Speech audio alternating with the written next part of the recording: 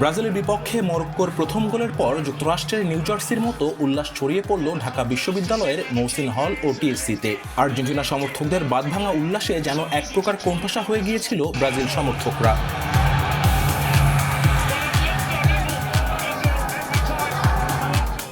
বিশ্বকাপের সবচেয়ে বড় আসরের প্রথম ম্যাচে এমন হোঁচট সেলেসাউদের হেক্সা মিশনও প্রশ্নের মুখে তুলল।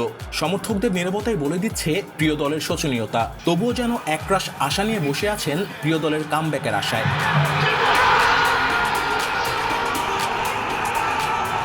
ব্রাজিলও সমতায় ফিরল রাজকীয় বেশে। ভিনিসিয়াসের দৃষ্টিনন্দন সেই শটের পর আনন্দ যেন দ্বিগুণ হলো ঢাকা বিশ্ববিদ্যালয় ক্যাম্পাসে। এমন উদযাপন দেখে মনে হচ্ছে ম্যাচটাই জিতে নিয়েছে ব্রাজিল। এবার আরও এক গোলের অপেক্ষায় ভক্তরা, যাতে মরক্কো বাধা টপকাতে পারে 5 বারের বিশ্ব চ্যাম্পিয়নরা।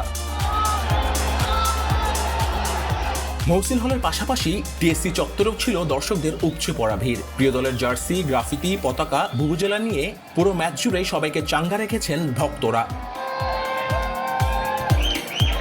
মহসিন হল সহ টিএসসিতেও যেন একটু পরপরই হয়েছে উত্তেজনা, হয়েছে তুলোধুনোও। মরক্কো আক্রমণে গেলে যেমন লাফিয়ে উঠেছে আর্জেন্টিনার সমর্থকরা, তেমনি ব্রাজিলের সুযোগ তৈরি হলে চিৎকার করে পুরো ঢাকা বিশ্ববিদ্যালয় ক্যাম্পাস মাতিয়ে রাখেন ব্রাজিল সমর্থকরা।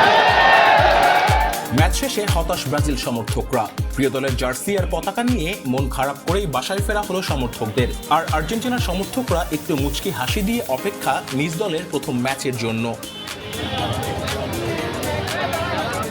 রাত পেরিয়ে ভোর, তবুও যেন দর্শকদের বাড়ি যাওয়ার নেই তারা। কর্দমাক্ত মাঠে বসেও নিজ দলের খেলা দেখতে গভীর রাতে বাসা থেকে এসেছেন ঢাকা বিশ্ববিদ্যালয় ক্যাম্পাসে। উদ্দেশ্য একটাই, প্রিয় দলকে সমর্থন দেয়া এবং প্রতিপক্ষ দলকে তুলোধুনো করা।